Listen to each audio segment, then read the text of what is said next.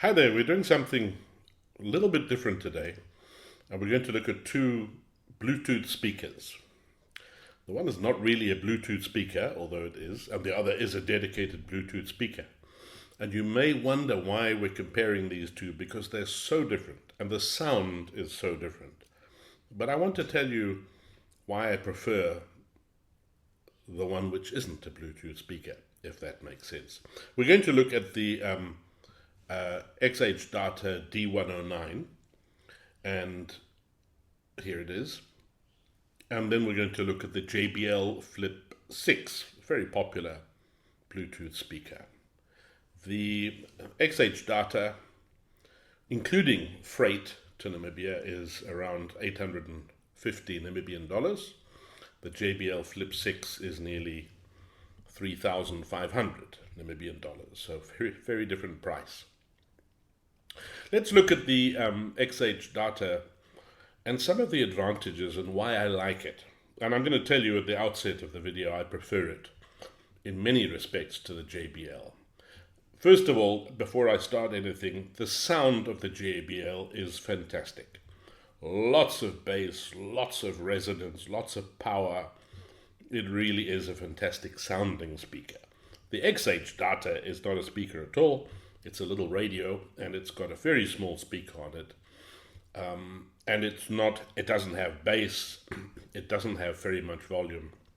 So it's got, in terms of sound, you can definitely argue, and I would agree with you, that it's not as good as the JBL. But here's the thing. When I'm listening to a Bluetooth speaker, I'm often listening to podcasts. In other words, I'm listening to speech. In other words, I'm listening to phone-in programs. And I'm not really worried about the quality of the sound. What I'm more interested in is the intelligibility and clarity of the sound. And when it comes to speech, especially if you're listening in a bathroom environment, let's say, with a lot of echo, the JBL is actually worse than the little XHDATA because it's too bassy, it's too boomy. You can't quite hear the voice because there's so much richness and boom around it. The XHDATA cuts right through that, and you simply have a very clear, thin in a way, but very clear, crisp sound where I can hear the voices and I can hear phone callers and I can hear them clearly. The XHDATA, the weight is 289 grams.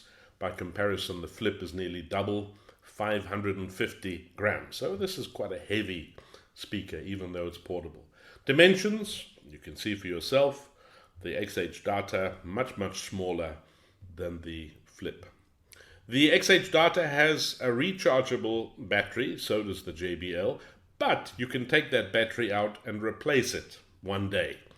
The JBL, when that battery goes, it's goodbye to the JBL. You've got to throw the whole thing away, which is a bit wasteful. And of course, with this XHDATA having a replaceable battery also means you can have another one or two in your bag if you go off camping, so that you have extra batteries that you can use, pop them in the radio and use to carry on listening. JBL, once the charge is gone, you can't use it anymore. It's got a headphone jack. JBL doesn't use headphones, no headphone jack. And of course, being a radio on the XHDATA, you've got a whole lot of lovely features, including an LED display. It's backlit. Press this little button and it'll come on at night and light up for you. It's got a clock display. It's got 2 alarms. And it's got a temperature display. So it's got all of these features on the display that are quite useful, especially if it's next to your bed at night and you want to know what time it is. There it is. You want to know what temperature it is. There it is. JBL has got nothing. No display, no readout, no nothing at all. The most important thing which I've found, which I like about the XHDATA, which I hate, I'll be honest with you, I don't hate many things, but the JBL has got this digital volume control on the top. And it's stepped in such a way that for me, listening at low volume, especially at night, it's either too low or it's too high. I can't seem to get it to exactly the volume I want. Here's the XHDATA, a manual, good old-fashioned analog volume control. You decide how loud, you decide how soft on an analog variable scale as opposed to digital steps. The XHDATA has got SD cards, nothing like that on the JBL.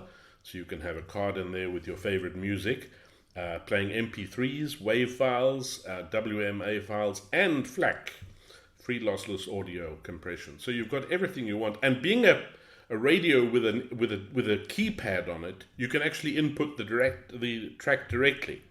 If you want track 32, just type in 32 and it'll go to that track. JBL, hard luck. You'll just have to go forward until you find. And again, sorry, the JBL doesn't even have SD cards, so don't even talk about it. Bluetooth, both are good, but again, the JBL doesn't allow you to answer phone calls. This is the other big negative with it. You're sitting in another room, I'm lying in the bath listening to a podcast. Somebody phones me, I'm stuck. With the XHDATA, you press a button and you can answer the phone call. And also with the XHDATA, the JBL, when you're listening on Bluetooth, you can skip forward by pressing this button twice, the little play button, and it'll skip forward. You can't go back, funnily enough. I don't know, they don't want you to go back. And again, with the XHDATA, I can go forward, I can go back, and you can do that either on the keypad at the front, or you can use the little dial on the side to move your podcast forward. I think it's 15 seconds or back 15 seconds. So it's a lovely way to skip through adverts and all that nonsense. And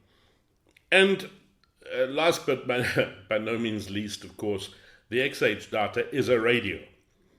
Very good FM radio with fantastic reception. Very good AM radio and an excellent shortwave radio if you're into shortwave. And I'm going to leave a link to my friend from SWL because he's done a much better review than I ever could on the shortwave aspects of this radio. As a radio, it's fantastic. And again, for shortwave especially, even for FM, if you've got a radio station that's 92.6, you just write 92.6 and you've got the radio station. Much easier than tuning dials, blah, blah, blah. So, there you are. For me, there's a clear winner. Again, coming back, it's an unfair comparison because sound-wise, JBL is fantastic. No question about it.